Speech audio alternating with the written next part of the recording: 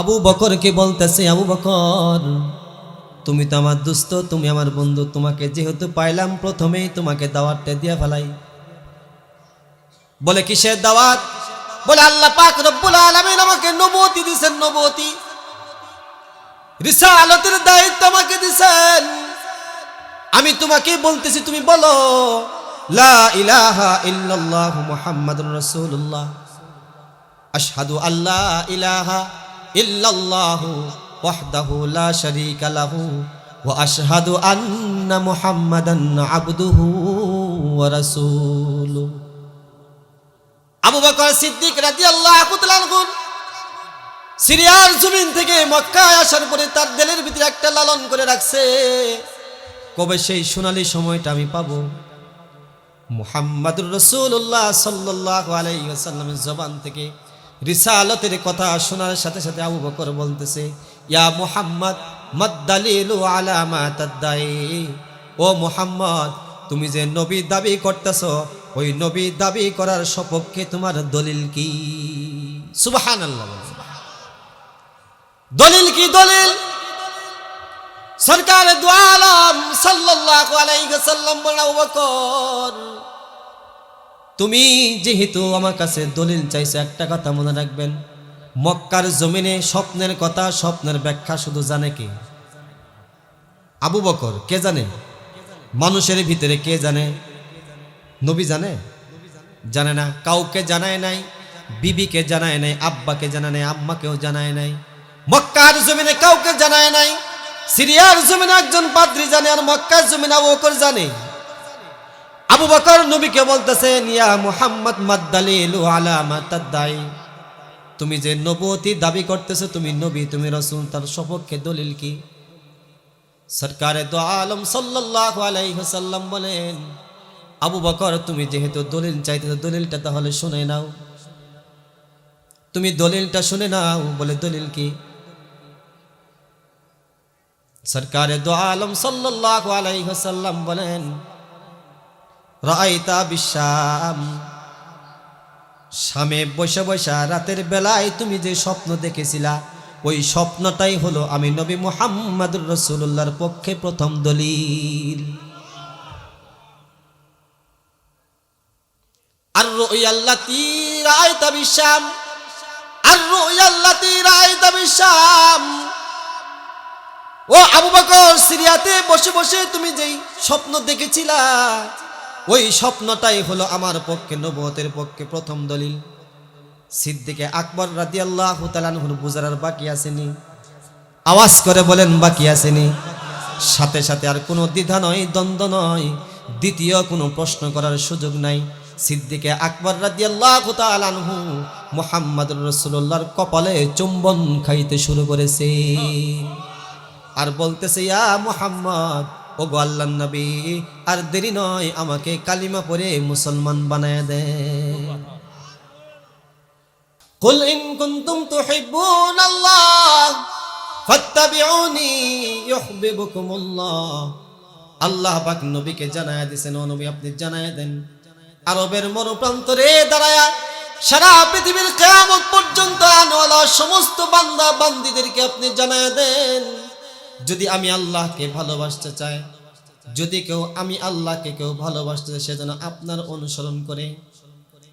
তাহলে কি হবে? আল্লাহ পাক রব্বুল আলামিন পরবর্তী আয়াতের অংশে বলতেছেন, ইউহিব্বুকুমুল্লাহ, তাহলে ওই বান্দাকে আমার আল্লাহ তাকে ভালোবাসবে। শুধু কি তাই ভালোবাসবেন তা নয়, ইউহিব্বুকুমুল্লাহ ওয়া ইয়াগফির লাকুম যুনুবাকুম।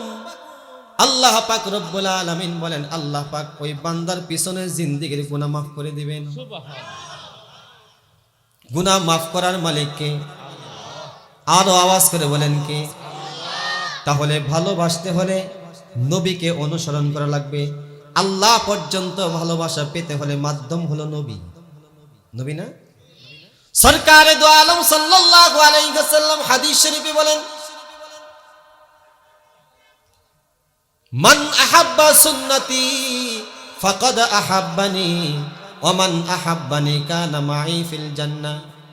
যদি আমার কোনো উম্মত কিয়ামত পর্যন্ত কোনো উম্মত আমি নবী মুহাম্মদুর রাসূলুল্লাহ সাল্লাল্লাহু আলাইহি ওয়াসাল্লামকে ভালোবাসি, আমার সুন্নতকে যদি মহব্বত করে ভালোবাসে, সে যেন আমি নবীকেই ভালোবাসলো।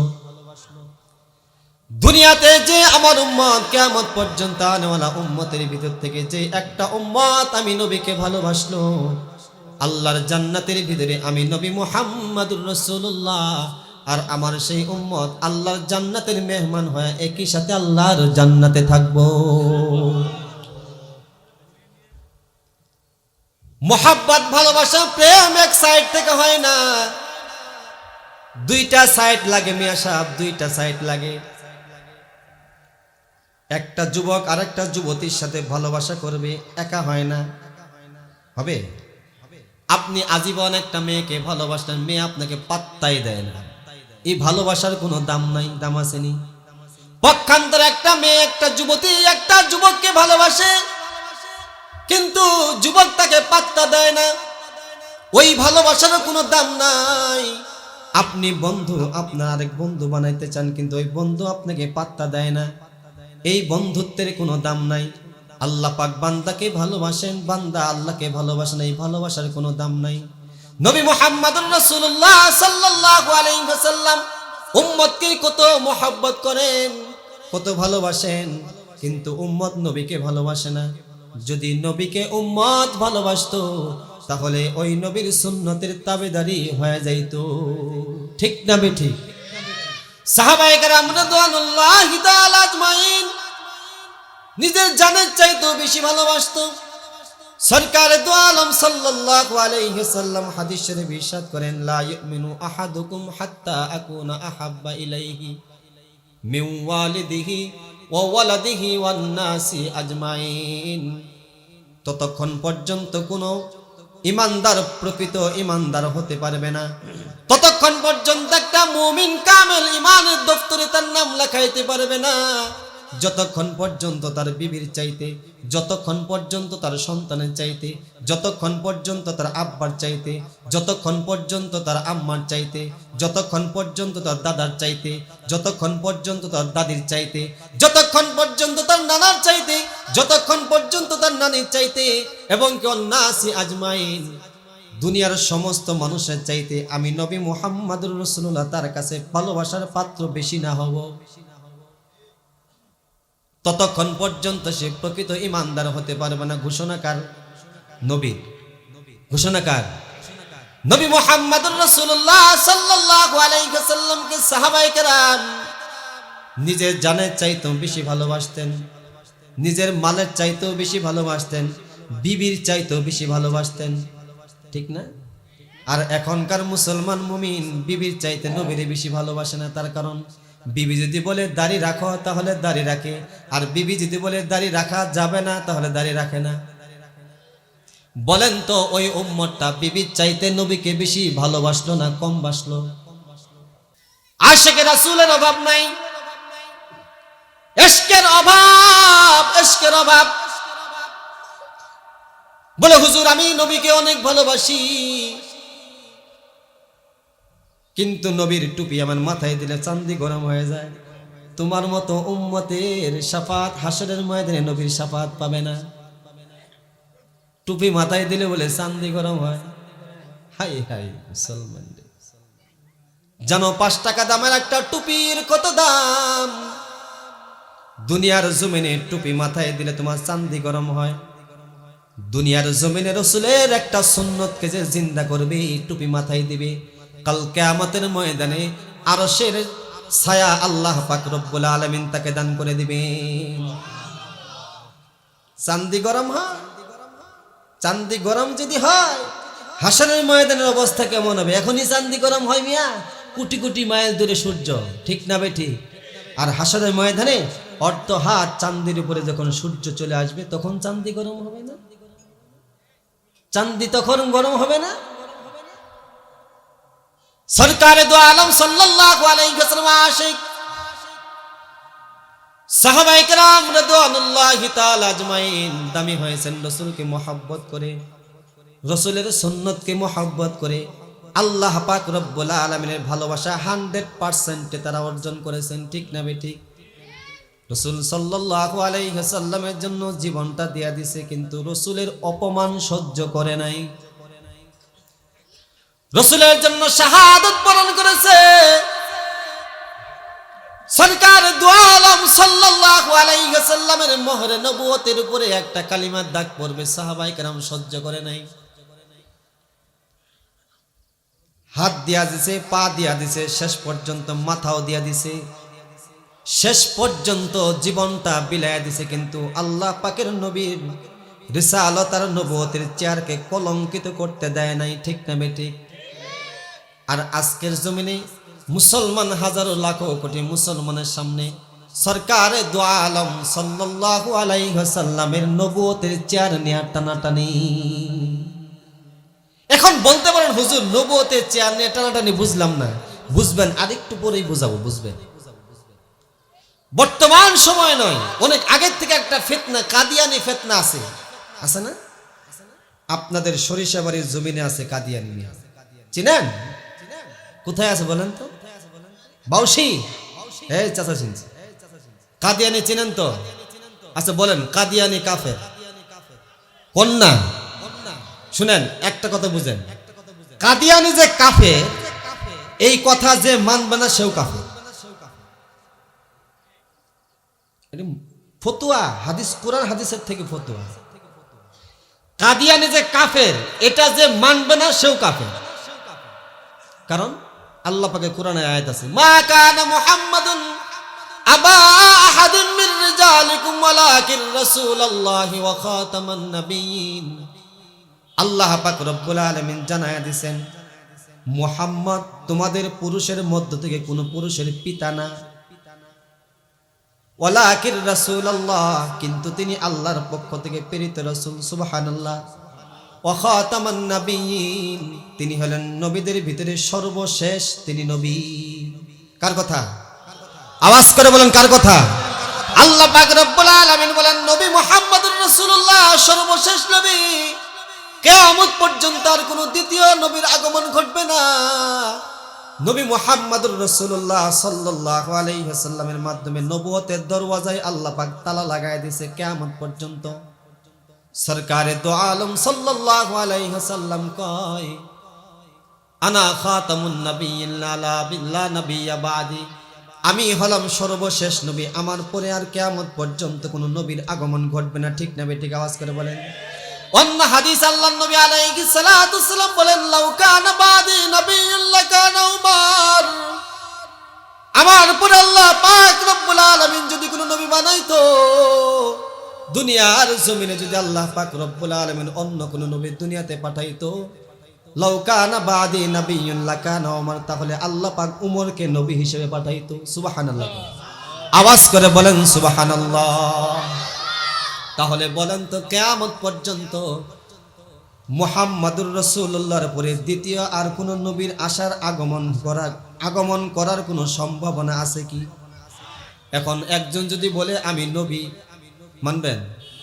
মানবেন? জুতার বাড়ি দিবেন, জুতার বাড়ি মিয়া। মুসলমান ঘরের সন্তান যদি হয়ে থাকেন, রাসূল সাল্লাল্লাহু আলাইহি ওয়াসাল্লামের উম্মত যদি হয়ে থাকেন, তাহলে নবী দাবি করার সাথে সাথে জুতার বাড়ি দিবেন, ঠিক না ঠিক? আওয়াজ করে বলেন। সারা বাংলা জমিনে মুসলমানের অভাব নাই, কিন্তু রাসূল সাল্লাল্লাহু আলাইহি ওয়াসাল্লামের নবুয়তের চান নিয়ে টানাটানি।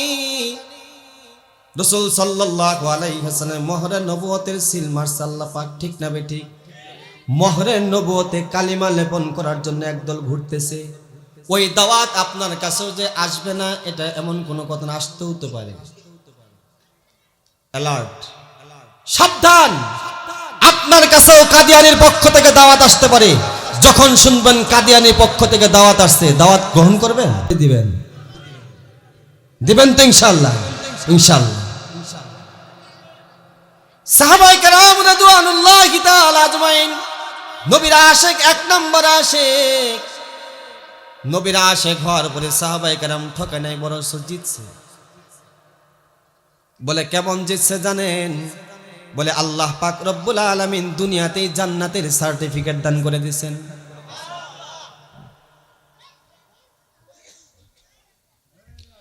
সিদ্দিক আকবর রাদিয়াল্লাহু তাআলা আনহু এক নম্বর আশিক রাসূল। এর চাইতে বড় আশিক রাসূল পৃথিবীর জমিনে নাই, কিয়ামত পর্যন্ত আর আসবে না। আসবে? আবু বকর সিদ্দিক রাদিয়াল্লাহু তাআলা আনহু অনেক বড় আশিক রাসূল ছিলেন।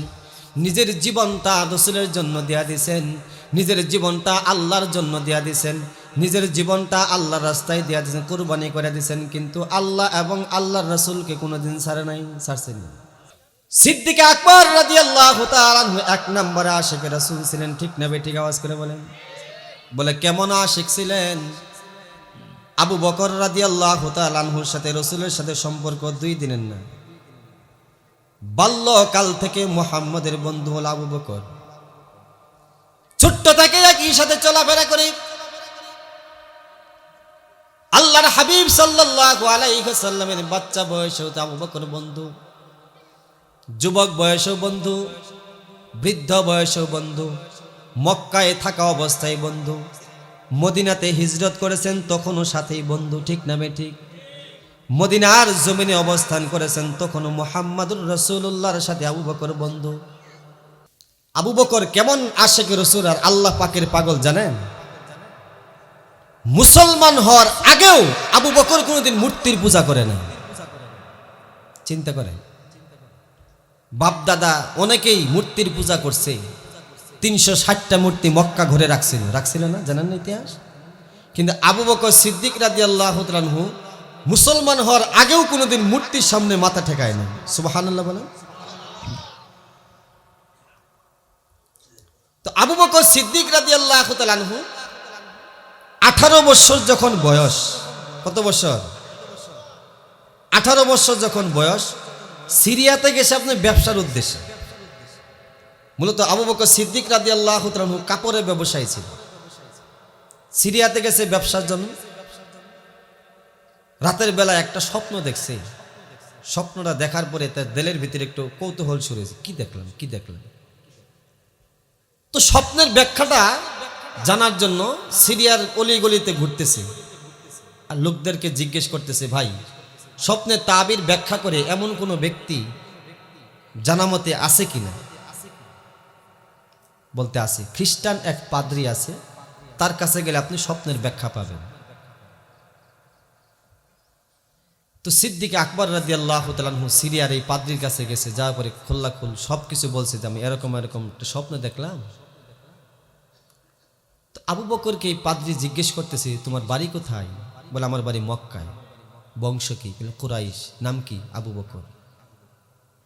পাদ্রী বলতেছে, পৃথিবীর জমিনে এরকম স্বপ্ন দেখা তোমার পক্ষে সম্ভব, আর কারো পক্ষেই দেখা সম্ভব। একটু জোরে বলেন না, আর একটু জোরে বলেন সুবহানাল্লাহ। সিদ্দিক আকবর রাদিয়াল্লাহু তাআলা আনহুর স্বপ্নের ব্যাখ্যা পাদ্রী দিতেছে। মক্কা থেকে সিরিয়াতে ব্যবসার উদ্দেশ্যে আসছে, নাম হলো তোমার আবু বকর, বংশ হলো কুরাইশ। এমন একটা স্বপ্ন তুমি দেখেছো, কিয়ামত পর্যন্ত আনেওয়ালা সমস্ত মানব জাতির ভিতরে যারা আসবে কারো পক্ষে এরকম স্বপ্ন দেখা সম্ভব নয়। এমন একটা স্বপ্ন তুমি দেখেছো, যেই স্বপ্নটা অনেক দামি একটা স্বপ্ন। সিদ্দিক আকবর রাদিয়াল্লাহু তাআলা আনহু দিলের তামান্না, তাড়াতাড়ি আপনি স্বপ্নের ব্যাখ্যাটা দিয়ে দেন। পাদ্রী বলতেছে, স্বপ্নের ব্যাখ্যা নিয়ে নাও। স্বপ্নের ব্যাখ্যা হলো, ইবআসু নাবিয়্যুন ফি কওমিকা তাকুনু ওয়াজিরাহু ফি হায়াতিহি ওয়া খলিফাতাহু বা'দা ওয়াফাতিহি। সুবহানাল্লাহ। খাসায়েসে কুবরা নামক কিতাবের ভিতরে আল্লামা জালালউদ্দিন সুয়ুতী রাহমাতুল্লাহি আলাইহি ঘটনা নকল করেন। সিদ্দিক আকবর রাদিয়াল্লাহু তাআলা আনহুকে যখন বললেন, ইউবাসু নাবিয়্যুন ফি কওমিকা, তোমার বংশ কুরাইশ বংশের থেকে শেষ জামানার একজন নবী আগমন করবেন। সুবহানাল্লাহ। তাকুনু ওয়াজিরাহু ফি হায়াতিহি, তার জীবদ্দশাতেই তুমি তার উজির হবে। উজির আমি বলছি, কিন্তু আওয়াজ দিতে হবে। সুবহানাল্লাহ জোরে কোন, নাকি পকেটে জমা করে রাখছেন, বাড়িতে যাই বলবেন? এখানে যারা আসছেন আমি জানি মা বোনরা আপনাদের ডাবলের ডাবল হয়েছে। হয়েছে না? তো বাড়িতে যা কি বলবেন, মা বোনরা তো আসছে, আর যাদের আসে না তারা যে বলবেন সমস্যা কি করেন, একটা আওয়াজ দিয়ে তাকুনু ওয়াজিরাহু ফি হায়াতিহি, ওই নবীর জীবদ্দশাতেই তুমি তার উজির হবে, ওয়া খলিফাতাহু বাদা ওয়াফাতিহি, এবং সরকার দু আলম সাল্লাল্লাহু আলাইহি ওয়াসাল্লামের ইন্তেকালের পরে তুমি তার প্রধান খলিফা নিযুক্ত হবে। পাদ্রী বলতেছে তুমি যে স্বপ্ন দেখছো এই স্বপ্নের ব্যাখ্যাটা তাওরাতের ভিতরে আছে। সুবহানাল্লাহ। সিদ্দিক আকবর রাদিয়াল্লাহু তাআলা আনহু আল্লাহ পাকের এমন আশিক, ইসলাম ধর্ম গ্রহণ করার পরে মূর্তির সামনে কোনোদিন মাথা নত করে নাই। আর আপনি আমি হিন্দুদের পূজা হলে তো কোনো কথাই নাই, কি কন? আরে মিয়া, হিন্দুদের পূজায় হিন্দু যুবকের চাইতে মুসলমানের যুবকের সংখ্যা বেশি, মুসলমান যুবকের সংখ্যা বেশি। এটা কি মুসলমানের মুসলমানিত্ব? আজকে সারা বিশ্বের মুসলমানদের ভিতরে মুসলমানিত্ব না হওয়ার না থাকার কারণে সারা বিশ্বের ভিতরে যে কোনায় যাবেন শুধু মুসলমান মার খান। একটাই কারণ, সেটা হলো বর্তমান সময়ে মুসলমানদের ভিতরে মুসলমানিত্বের অভাব।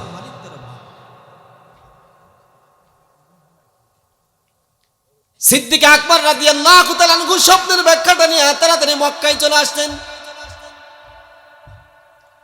প্যারে হাজরিন, মনে রাখবেন সিদ্দিক আকবর রাদিয়াল্লাহু তাআলা আনহুর বয়স তখন 18 বছর। আবু বকর আর নবী মুহাম্মদুর রাসূলুল্লাহর ভিতরে 2 বছরের ছোট বড়। আবু বকরের বয়স 18, তখন রসুলের বয়স হলো 20। কত বছর? অর্থাৎ আবু বকরের চাইতে রসুল 2 বছরের বড়। 18 বছর বয়সে সিরিয়ার জমিনে রাতে শুয়ে শুয়ে স্বপ্ন দেখলেন, ব্যাখ্যা নিয়ে মদিনার ব্যাখ্যা নিয়ে মক্কায় চলে আসলেন। সিদ্দিক আকবর রাদিয়াল্লাহু তাআলা আনহু শুধু প্রহর গুনতেছেন, কখন সেই সময়টা আসবে, সোনালী সময়টা কখন আসবে। মক্কার জমিনে আসার পরে আবু বকর স্বপ্নের কথাও কাউকে বলে না, স্বপ্নের ব্যাখ্যাও কাউকে দেয় না, শুধু জানে মক্কার জমিনে আবু বকর, সিরিয়ার জমিনে পাদ্রী, এই 2 জন ব্যক্তি পৃথিবীর জমিনের ভিতরে জানে। দিন দিন সপ্তাহ সপ্তাহ মাস বছর ব্যাপী চলে যাইতেছি। সরকারে দু আলম সাল্লাল্লাহু আলাইহি ওয়াসাল্লামের বয়স যখন 40-এ উপনীত হলেন, আবু বকর সিদ্দিক রাদিয়াল্লাহু তাআলা আনহুর বয়স তখন 38 বছর। কত বছর? 2 বছরের ছোট বড়। 40-এ উপনীত হওয়ার পরে জিবরাইল আমিন আয়েশা ইকরা বিসমি রাব্বিকাল্লাযী খালাক আয়াত নাজিল হয়েছে, ঠিক না? আল্লাহর হাবিব সাল্লাল্লাহু আলাইহি ওয়াসাল্লাম নবুয়ত আর রিসালাতের দায়িত্ব পাওয়ার পরে হেরা গুহা থেকে ডাইরেক্ট আল্লাহর নবী আলাইহিস সালাতু ওয়াস সালাম মক্কার চত্বরে চলে গেছে। সর্বপ্রথম আবু বকরের সাথে মুলাকাত। সরকারে দু আলম সাল্লাল্লাহু আলাইহি ওয়াসাল্লাম আবু বকরের সাথে মুলাকাত হওয়ার সাথে সাথে আবু বকরকে বলতেছে, আবু বকর তুমি তো আমার দোস্ত, তুমি আমার বন্ধু, তোমাকে যেহেতু পাইলাম প্রথমেই তোমাকে দাওয়াতটা দিয়া ফেলাই। বলে কিসের দাওয়াত? বলে আল্লাহ পাক রব্বুল আলামিন আমাকে নবুয়তি দিয়েছেন, নবুয়তি রিসালাতের দায়িত্ব আমাকে দিয়েছেন। আমি তোমাকে বলতেছি, তুমি বলো লা ইলাহা ইল্লাল্লাহু মুহাম্মাদুর রাসূলুল্লাহ, আশহাদু আল্লা ইলাহা ইল্লাল্লাহু ওয়াহদাহু লা শারীকা লাহু ওয়া আশহাদু আন্না মুহাম্মাদান আবদুহু ওয়া রাসূলুহু। আবু বকর সিদ্দিক রাদিয়াল্লাহু তাআলা আনহু সিরিয়ার জমিন থেকে মক্কায় আসার পরে তার দিলের ভিতরে একটা লালন করে রাখছে, কবে সেই সোনালী সময়টা আমি পাবো। মুহাম্মাদুর রাসূলুল্লাহ সাল্লাল্লাহু আলাইহি ওয়াসাল্লামের জবান থেকে রিসালাতের কথা শোনার সাথে সাথে আবু বকর বলতেছে, ইয়া মুহাম্মদ মাদ্দালিলু আলা মা তাদাই, ও মুহাম্মদ তুমি যে নবী দাবি করতেছো, ওই নবী দাবি করার সপক্ষে তোমার দলিল কি? সুবহানাল্লাহ। দলিল কি? দলিল সরকার দু আলম সাল্লাল্লাহু আলাইহি ওয়াসাল্লাম বলেন, আবু বকর তুমি যেহেতু আমার কাছে দলিল চাইছো, একটা কথা মনে রাখবেন, মক্কার জমিনে স্বপ্নের কথা, স্বপ্নের ব্যাখ্যা শুধু জানে কে? আবু বকর। কে জানে? মানুষের ভিতরে কে জানে? নবী জানে? জানে না। কাউকে জানায় নাই, বিবিকে জানায় নাই, আব্বাকে জানায় নাই, আম্মাকেও জানায় নাই, মক্কার জমিনে কাউকে জানায় নাই। সিরিয়ার জমিনে একজন পাদ্রী জানে, আর মক্কার জমিনে আবু বকর জানে। আবু বকর নবীকে বলতেছেন, ইয়া মুহাম্মদ মাদ্দালিলু আলা মা তাদদাই, তুমি যে নবুয়তি দাবি করতেছো, তুমি নবী, তুমি রাসূল, তার সপক্ষে দলিল কি? সরকারে দু আলম সাল্লাল্লাহু আলাইহি ওয়াসাল্লাম বলেন, আবু বকর তুমি যেহেতু দলিল চাইতেছো, দলিলটা তাহলে শুনে নাও, তুমি দলিলটা শুনে নাও। বলে দলিল কি? সরকারে দু আলম সাল্লাল্লাহু আলাইহি ওয়াসাল্লাম বলেন, রাআইতা বিশাম, শামে বসে বসে রাতের বেলায় তুমি যে স্বপ্ন দেখেছিলা, ওই স্বপ্নটাই হলো আমি নবী মুহাম্মদুর রাসূলুল্লাহর পক্ষে প্রথম দলিল। আর রুয়াল্লাতি রাআইতা বিশাম, আর রুয়াল্লাতি রাআইতা বিশাম, ও আবু বকর সিরিয়াতে বসে বসে তুমি যেই স্বপ্ন দেখেছিলা, ওই স্বপ্নটাই হলো আমার পক্ষে, নবুয়তের পক্ষে প্রথম দলিল। সিদ্দিকে আকবর রাদিয়াল্লাহু তাআলা আনহুর বুঝার আর বাকি আসেনি? আওয়াজ করে বলেন, বাকি আসেনি? সাথে সাথে আর কোনো দ্বিধা নয়, দ্বন্দ্ব নয়, দ্বিতীয় কোনো প্রশ্ন করার সুযোগ নাই। সিদ্দিকে আকবর রাদিয়াল্লাহু তাআলা আনহু মুহাম্মদুর রাসূলুল্লাহর কপালে চুম্বন খাইতে শুরু করেছে, আর বলতেছে, ইয়া মুহাম্মদ, ও গো আল্লাহর নবী, আর দেরি নয়, আমাকে কালিমা পড়ে মুসলমান বানায় দে। আচ্ছা বলেন তো দেখি, আবু বকর সিদ্দিক রাদিয়াল্লাহু আনহু দ্বিতীয় কোনো প্রশ্ন করছেন? আপনার আমার সামনে রাসূল সাল্লাল্লাহু আলাইহি ওয়াসাল্লাম হাজারো সুন্নাত, হাজারো হাদিস বলতেছিলেন। আবু বকর সিদ্দিক রাদিয়াল্লাহু তাআলা আনহু এক নম্বরে আশিকে রাসূল ছিলেন, এক নম্বরে আশিকে রাসূল। রাসূলকে মহব্বত করার কারণে আবু বকর ঠকে নাই, বরং জিতছে। বলে কেমন জিতছে জানেন? বলে সমস্ত নবীদের পরেই যার জায়গা, তার নামটা হলো আবু বকর। সুবহানাল্লাহ। আওয়াজ করে বলেন সুবহানাল্লাহ। নবীদের পরে যার স্থান পৃথিবীতে, যত মানুষ আদম থেকে শুরু করে কিয়ামত পর্যন্ত যত মানুষের আগমন ঘটবে, সমস্ত নবী এবং রসুলদের পরেই উম্মতের মধ্যে সবচাইতে প্রথম যে জায়গাটা, তার নাম বলেন তো। আবু বকর আশিকে রাসূল হওয়ার পরে ঠকছেন না জিতছেন? বলে কেমন জিতছেন জানেন?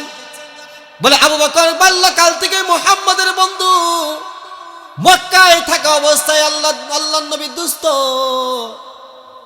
রাতের বেলায় হিজরতের পথে হেরার গারে সুরে অবস্থানকালে তিনি আল্লাহর দুস্থ, আল্লাহর নবীর দুস্থ।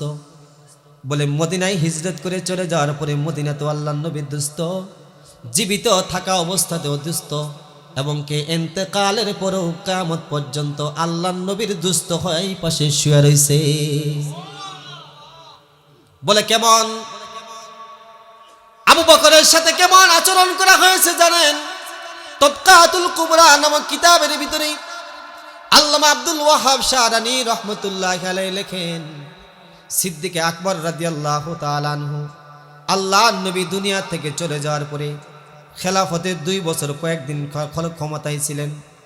আবু বকর সিদ্দিক রাদিয়াল্লাহু তাআলা আনহু সাহাবায়ে কেরাম সাক্ষী দিয়েছেন, সিদ্দিকে আকবর রাদিয়াল্লাহু তাআলা আনহু যখন আমাদের সামনে কথা বলতেন, আবু বকর সিদ্দিক রাদিয়াল্লাহু তাআলা আনহুর কথার সাথে আমরা কাবাবের ঘ্রাণ পাইতাম। কাবাব চিনেন? গরুর গোশতকে টুকরা টুকরা করে ওই যে শিকের ভিতরে দিয়ে গরম করে না, এটা কি বলে? কথা বলেন, কি বলে? ওই কাবাবের ঘ্রাণ আছে কিনা? পুরা পুরা একটা ঘ্রাণ আছে না? সাহাবায়ে কেরাম বলতেন, আবু বকর যখন কথা বলতো, কথা বলার সময় কাবাবের ঘ্রাণ পেতাম, কাবাবের ঘ্রাণ।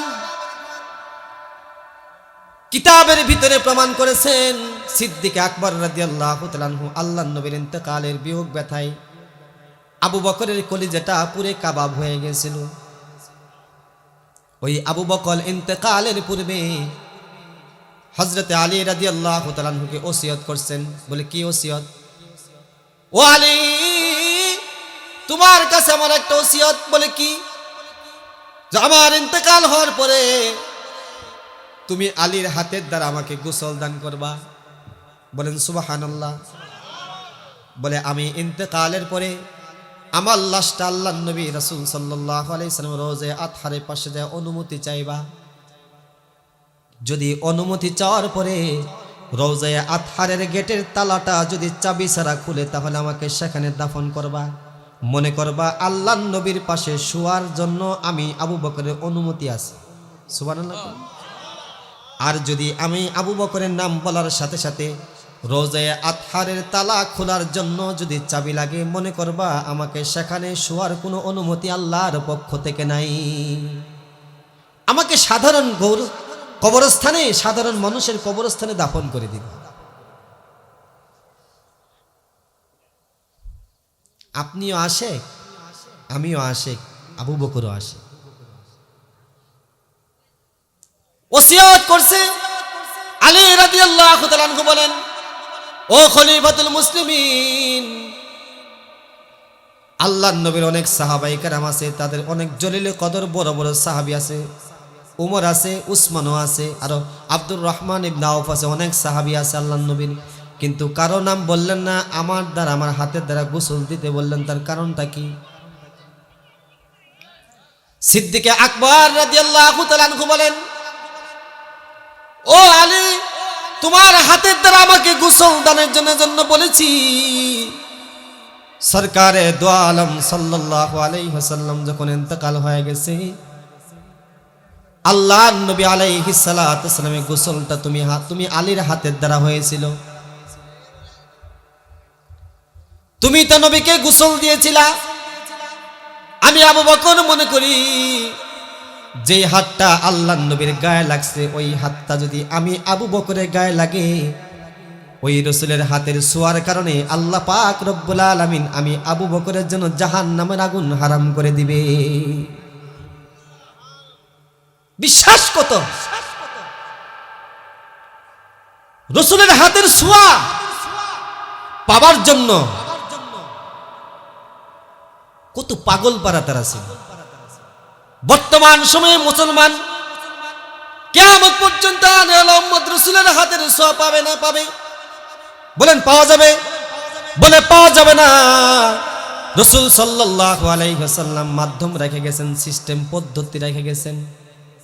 রাসূল বলে গেছেন, যদি আমার কোনো উম্মত আমার সুন্নতকে মোহাব্বত করে, সুন্নতকে ভালোবাসে, সুন্নতকে টাচ করে, তাহলে আমি নবী মুহাম্মদুর রাসূলুল্লাহকে স্পর্শ করা হলো। সুবহানাল্লাহ। যদি সুন্নতকে মোহাব্বত করে, আমি নবী মুহাম্মদুর রাসূলুল্লাহকে মোহাব্বত করলো। আমার কোনো উম্মত কিয়ামত পর্যন্ত কোনো উম্মত আমাকে যদি মোহাব্বত করে, আমি নবী মুহাম্মদুর রাসূলুল্লাহ আর সেই উম্মত আল্লাহর জান্নাতের ভিতরে মেহমান হয়ে একই সাথে বসবাস করব। বলে আবু বকর সিদ্দিক রাদিয়াল্লাহু তাআলা আনহু এত বড় আশিক। শুধু পুরুষরাই আশিক ছিল না, মহিলারাও আশিক ছিলেন। ছিল কিনা? উহুদের প্রান্তরে আল্লাহর নবী আলাইহিস সালাতু ওয়াস সালাম দান মুবারক শহীদ হয়েছে, মহিলা পাগল হয়ে গেছে। এখনকার মহিলাদের তো সুন্নতের কোনো খবর নাই, ফরজ তো দূরের কথা, ফরজের তো খবরই নাই, সুন্নত তো দূরের কথা, ঠিক না? ঘরের ভিতরে নামাজ নাই, কালাম নাই, কোরআন তেলাওয়াতের কোনো খবর নাই, তাহাজ্জুদ তো অনেক দূরে। বর্তমান সময়ে মুমিন মুসলমান নরনারী আছে শুধু ফেসবুক আর ইউটিউব নিয়ে। কি কন? আগের জমানাতে অ্যানালগ জমানাতে গুনাও অ্যানালগ ছিল, ডিজিটাল জমানাতে গুনাও ডিজিটাল। বুঝেন না? ডিজিটাল বুঝেন না? ডিজিটাল বুঝে? বলে আগের যুগে অ্যানালগ, বলে আগের যুগে গুনাও ছিল অ্যানালগ, যুগও ছিল অ্যানালগ। বলে আমাদের বাপ দাদার আমলে টেলিভিশনে কোনো গুনাহ ছিল না, গুনাহ ছিল নি? ছিল? ডিশের লাইনের গুণা ছিল না, ছিল ওয়াইফাইয়ের কোনো গুণা ছিল না। আগের যুগটাও ছিল অ্যানালগ, গুণাও ছিল অ্যানালগ, ঠিক না বেঠিক? এখনকার যুগটাও হয়েছে ডিজিটাল, গুণাও হয়েছে ডিজিটাল। আপনি গুণা করতে চান না, করবেন না, আপনি ঠেলে ঠেলে করাবো, ঠেলে ঠেলে করাবো। বলে কেমনে জানেন?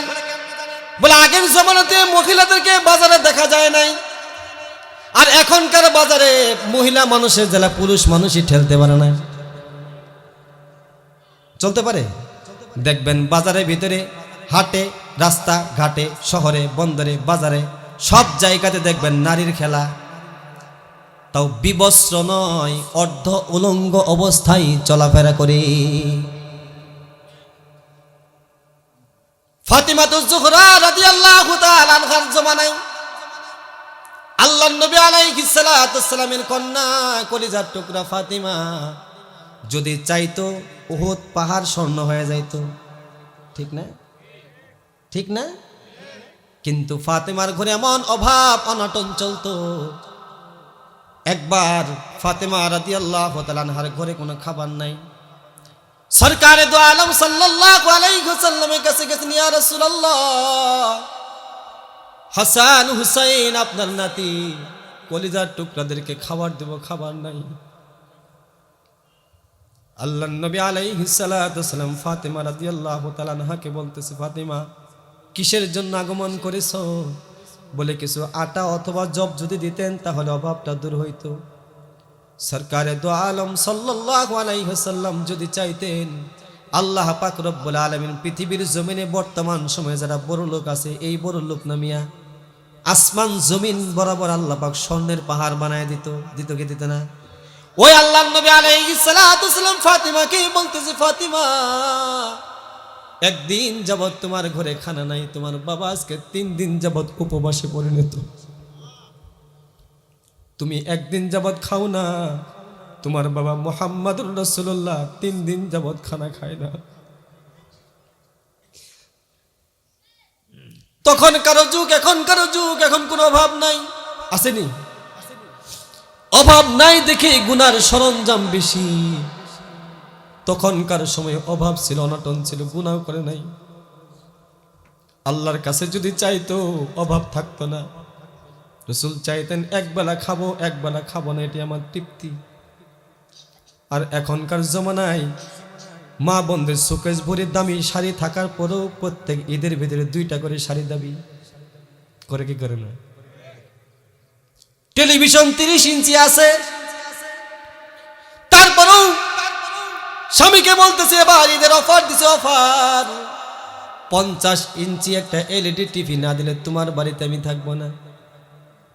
বলে ডিশের লাইন আছে, ডিশের লাইন ডিস্টার্ব করে সব সময় থাকে না, তাহলে ওই ওয়াইফাই নিয়ে দাও। কি দিয়ে দাও? ওয়াইফাই। কি ফাই? ওয়াইফাই।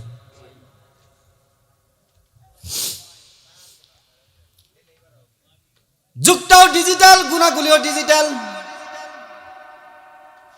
মা বন্ধুর উদ্দেশ্যে যে একটি কথা আমি বলতে চাই, স্বামীর অনুমতি ব্যতি রেখে নফল রোজা রাখা বিবির জন্য জায়েজ নাই, আসেনি? আর এখনকার অধিকাংশ, সবার বেলায় না, অধিকাংশ মহিলা আছে স্বামীকে পাত্তাই দেয় না। ঠিক তো কইলেন, ঠিকই, পাত্তা দিবে কেন? বিয়ের সময় যে 5 লাখ টাকা নিয়েছেন, হিসাব করছেন কোনোদিন? করছেন হিসাব? 5 লাখ টাকার গরমে আপনার উপরে গরম দেখাই মিয়া, যার কারণে আপনি একটা কথাও বিবির প্রশ্নের জবাব দিতে পারেন না, কারণ 5 লাখ টাকা নেওয়ার কারণে আপনি বিবির কাছে ধরা। ঠিক না বে? ঠিক আওয়াজ করে বলেন। আপনি বললেও ঠিক, না বললেও ঠিক।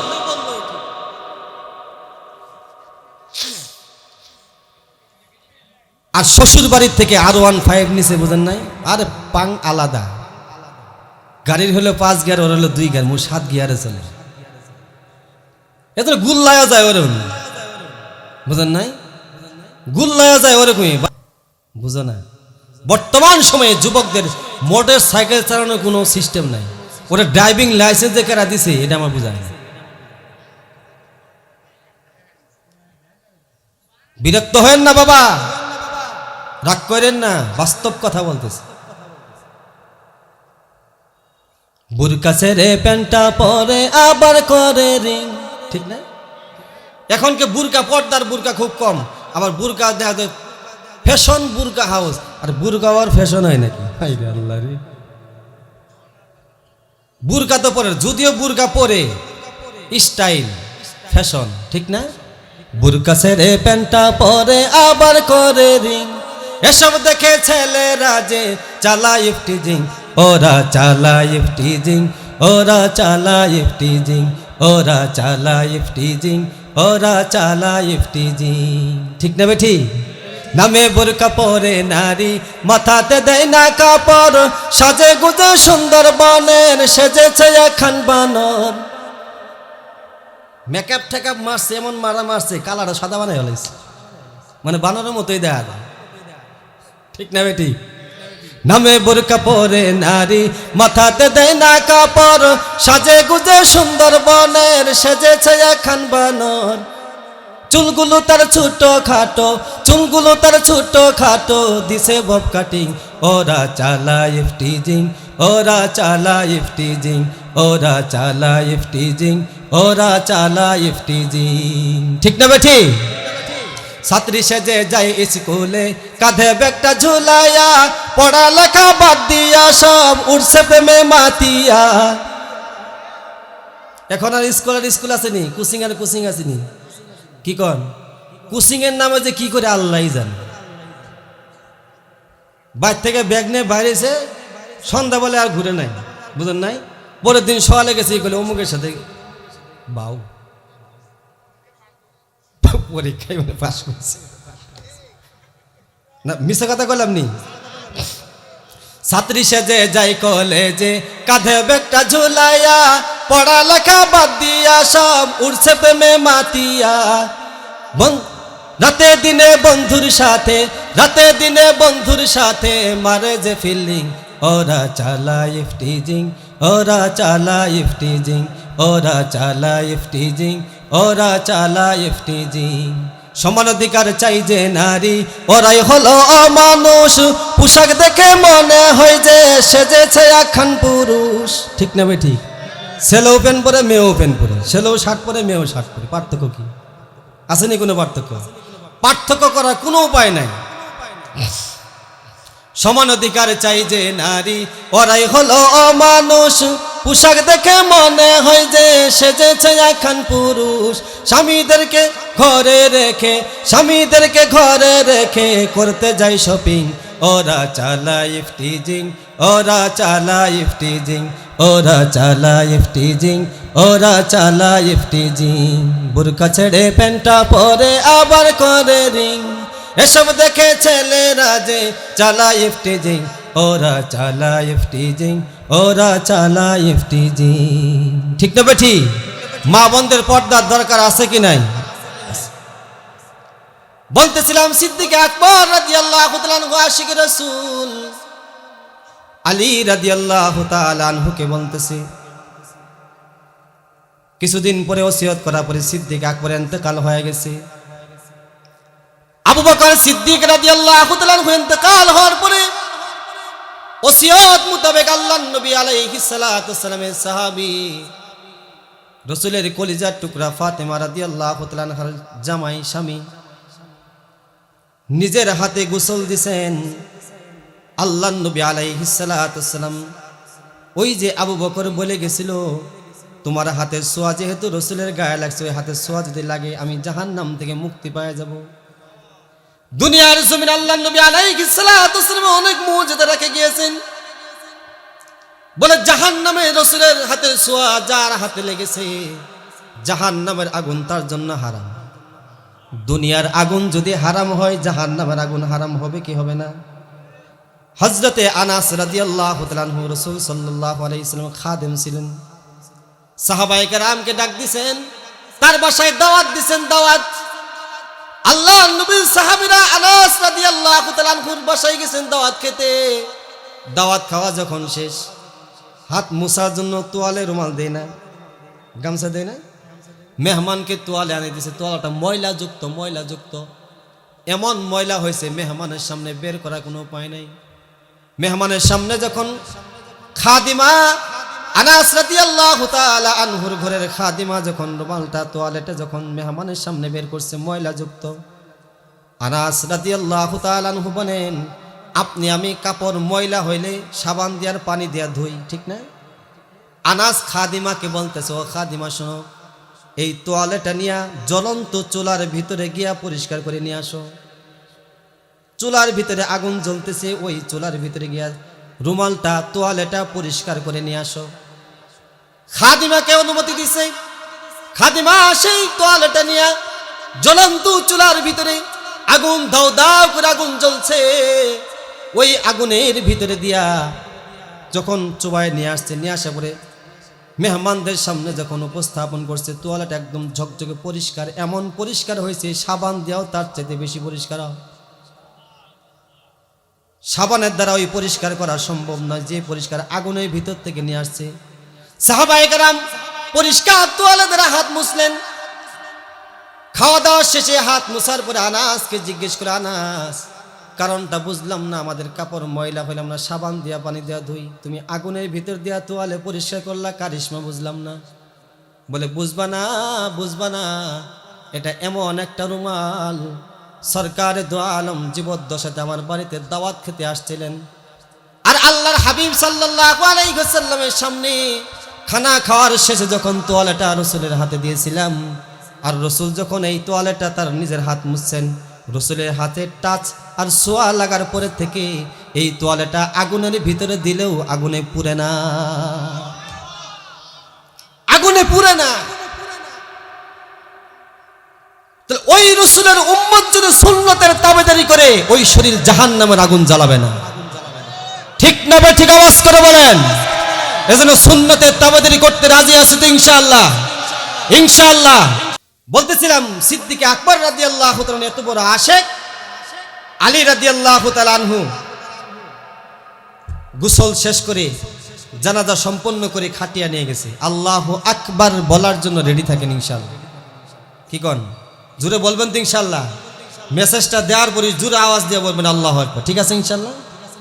হযরত আলী রাদিয়াল্লাহু তাআলা আনহু জানাজা সম্পন্ন করছেন, আবু বকরের সিদ্দিক আকবর রাদিয়াল্লাহু তাআলা আনহু লাশ খাটিয়াটা নিয়ে যখন রওজে আতহারের সামনে উপস্থিত হয়েছেন, খাসায়েসে কুবরা নামক কিতাবের ভিতরে আল্লামা জালালউদ্দিন সৈয়দী রহমাতুল্লাহি আলাইহি লেখেন, আলী রাদিয়াল্লাহু তাআলা আনহু খলিফাতুল মুসলিমিন আবু বকরের লাশটা নিয়ে যখন উপস্থিত হয়েছেন, রওজা আতহারে সামনে গিয়া সরকার দু আলম সাল্লাল্লাহু আলাইহি ওয়াসাল্লামকে উদ্দেশ্য করে বলছেন, ইয়া রাসূলুল্লাহ, ওগো সরকার, আপনার একজন বন্ধু দুনিয়ার জমিনে আপনি রেখে গেছেন, সে চিরবিদায় নিয়ে আপনার কাছে যেতে চায়, দুনিয়া থেকে চলে গেছে, আপনার পাশে কি তার জায়গা হবে না? আল্লাহর হাবিব সাল্লাল্লাহু আলাইহি ওয়াসাল্লামের রওজা আতহার থেকে আওয়াজ বের হবে। আলী রাদিয়াল্লাহু তাআলা আনহু যখন বলছেন, আপনার বন্ধু, আপনার দোস্ত আবু বকরের লাশ আপনার দরবারে হাজির, এই কথা বলার সাথে সাথে রওজা আতহারের গেটের তালাটা চাবি ছাড়াই পট করে খুলে গেছে। বলেন সুবহানাল্লাহ, আওয়াজ করে বলেন সুবহানাল্লাহ।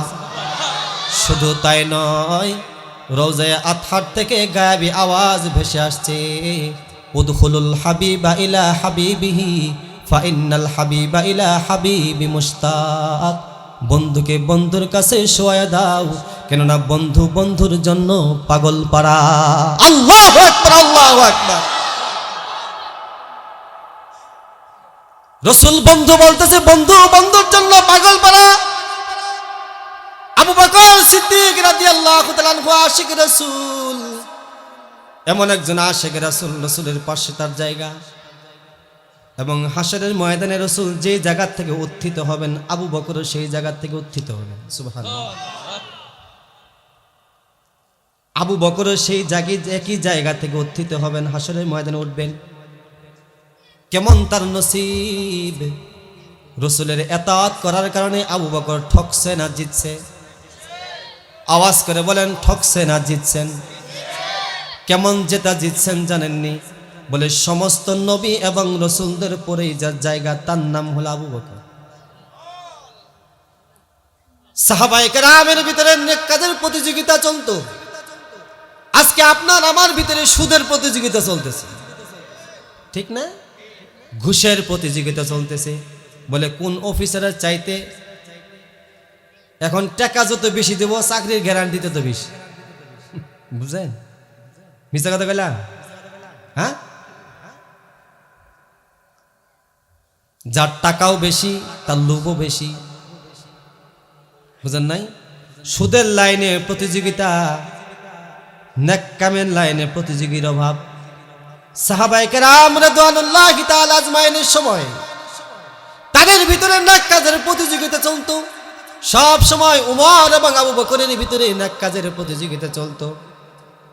কার চাইতে কে বেশি 2 রাকাত নামাজ পড়তে পারবে, কার চাইতে কে বেশি ভালো একটা কাজ বেশি করতে পারবে, কার চাইতে সুন্নতের তাবেদারি বেশি হতে পারবে। আবু বকর সিদ্দিক রাদিয়াল্লাহু তাআলা আনহুর আমল, উমর ইবনুল খাত্তাব রাদিয়াল্লাহু তাআলা আনহুর আমল, দুইজনে সব সময় নেক কাজের প্রতিযোগিতা করত। সিদ্দিকে আকবর রাদিয়াল্লাহু তাআলা আনহুর কন্যা আম্মা জান আয়েশা সিদ্দিকা রাদিয়াল্লাহু তাআলা আনহা, আল্লাহর নবী আলাইহিস সালাতু ওয়াসসালাম বিবিকে নিয়ে একবার জ্যোৎস্না চন্দ্রিমা রাতে, চাঁদের রাত্রিতে, 14 তারিখের পূর্ণিমা চাঁদের রাত্রিতে বিবি আয়েশা রাদিয়াল্লাহু তাআলা আনহাকে সাথে নিয়ে সফর করতেছেন। আম্মা জান আয়েশা সিদ্দিকা রাদিয়াল্লাহু তাআলা আনহা আল্লাহর নবীকে বলতেছেন, ওগো আল্লাহর নবী, আকাশে অনেক নক্ষত্র তারকারাজি দেখা যায়, যেটা গণনা করা কারো পক্ষে কোনো সম্ভব নয়। আপনার উম্মতের ভিতরে এমন কোন উম্মত আল্লাহর বান্দা আসেনি যার আমল গণনা করা সম্ভব নয়। সুবহানাল্লাহ। আল্লাহর নবী আলাইহিস সালাতু ওয়াসসালাম বলতেছেন, হে আয়েশা, আল্লাহ পাক তার বান্দাদের ভিতরে এমন কিছু বান্দা আল্লাহ পাক রব্বুল আলামিন দুনিয়াতে সৃষ্টি করেছেন যার আমল গণনা করা সম্ভব নয়। যেমন তা আসমানের সমস্ত তারকাগুলি কারো পক্ষে গণনা করা সম্ভব নয়, সম্ভব না। এমন আমার উম্মতের ভিতরে আল্লাহর এমন বান্দা আছে তার আমল গণনা করাও সম্ভব নয়। আম্মা জান আয়েশা সিদ্দিকা রাদিয়াল্লাহু তাআলা আনহা দিলের ভিতরে উৎফুল্ল চিত্তে, মনে অনেক খুশি, মানে সব সময় আমার বাবা নেক কাজের অগ্রগামী 1 নম্বরে থাকে, আমার বাবার নামটাই বলবে। বুঝেন নাই? যা যার একটা আত্মতৃপ্তি আছে না, কি কন, দিলের ভিতরে একটা কনফিডেন্স আছে না, বাবার ব্যাপারে মেয়ের তো খবর থাকতেই পারে, থাকে কি থাকে না? আম্মা জান আয়েশা সিদ্দিকা রাদিয়াল্লাহু তাআলা আনহা সরকার দু আলম সাল্লাল্লাহু আলাইহি ওয়াসাল্লামকে কয়, ওগো সরকার, আপনার এই উম্মতের নামটা কি একটু জানতে পারিনি? সরকারে দু আলম সাল্লাল্লাহু আলাইহি ওয়াসাল্লাম বলেন, ও আয়েশা, নাম বলতেছি, আমার উম্মতের ভিতরে আল্লাহ পাকের এমন অনেক বান্দা আছে যার আমল গণনা করা সম্ভব নয়, যেমন আকাশের তারকা গণনা করাও সম্ভব নয়। বলে নামটা কি? বলে নামটা হলো উমর ইবনুল খাত্তাব। উমরের খবর শোনার সাথে সাথে আয়েশা রাদিয়াল্লাহু তাআলা আনহার মনটা খারাপ, বিষণ্ণ চেহারা। আম্মা জান আয়েশা সিদ্দিকা রাদিয়াল্লাহু তাআলা আনহার চেহারার দিকে লক্ষ্য করে আল্লাহর নবী আলাইহিস সালাতু ওয়াসসালাম বলতেছেন, আয়েশা, মন খারাপ কেন? আয়েশা বলতেছে, ওগো সরকার, এতদিন শুনলাম আমার বাবা সমস্ত সাহাবায়ে কেরামের আগে অগ্রগামী নেক কাজের দিকে, আজকে পিছিয়ে গেল কেন বুঝলাম না। আজকে আপনি উমরের খবর দিলেন, আমার বাবার খবর কি? সরকারে দু আলম সাল্লাল্লাহু আলাইহি ওয়াসাল্লাম বলেন, ও আয়েশা, এটা তো হলো উমরের খবর, তোমার বাবার গরম খবর তো আমার কাছে আরো আছে। গরম খবরটা কি জানেন? গরম খবরটা কি জানেন? প্রত্যেক কাজেই আবু বকর আগানো, প্রত্যেক কাজে আগানো। নামাজের দিকে বলবেন আগানো, সুন্নতের পায়রবি করবে আগানো, বুঝেন নাই? রোজা রাখবে আগানো, হিজরত করতে গেছে তাও আগানো, ঠিক না? দান করতে গেছে তাও আগানো, দান করতে গেছে আগানো মানে রাসূল সাল্লাল্লাহু আলাইহি ওয়াসাল্লাম এক যুদ্ধের জন্য চাঁদা উঠাইতেছে, সব সাহাবায়ে কেরাম চাঁদা নিয়ে আসছে। আল্লাহর নবী আলাইহিস সালাতু ওয়াস সালাম সাহাবায়ে কেরামদেরকে জিজ্ঞেস করতেছে, তুমি কি নিয়ে আসছো, তুমি কি নিয়ে আসছো, তুমি কি নিয়ে আসছো? উসমান রাদিয়াল্লাহু তাআলাকে জিজ্ঞেস করছে সমস্ত সম্পদের চার ভাগ করে 3 ভাগ বাড়িতে রাখছে আর 1 ভাগ নিয়ে আসছে আল্লাহ রাসূলের দরবারে। উমর রাদিয়াল্লাহু তাআলাকে জিজ্ঞেস করছে তুমি কি নিয়ে আসছো? বলে আমার সমস্ত সম্পত্তি অর্ধেক করছি, 2 ভাগ করছি, অর্ধেক রাখছি, অর্ধেক নিয়ে আসছি। আবু বকর সিদ্দিক রাদিয়াল্লাহু তাআলা আনহুকে বলতেছেন তুমি কি রেখে আসছো? আবু বকরকে বলে তুমি কি রেখে আসছো? আবু বকর সিদ্দিক রাদিয়াল্লাহু তাআলা আনহু বলতেছেন যে ইয়া রাসূলুল্লাহ আমার বাড়িতে যা ছিল সব নিয়ে আসছি, বাড়িতে আল্লাহ এবং আল্লাহর রাসূলকে রেখে আসছি। আবু বকরের মতো হতে পারবো কি পারবো না ইনশাআল্লাহ? বলেন, হাত তোলেন।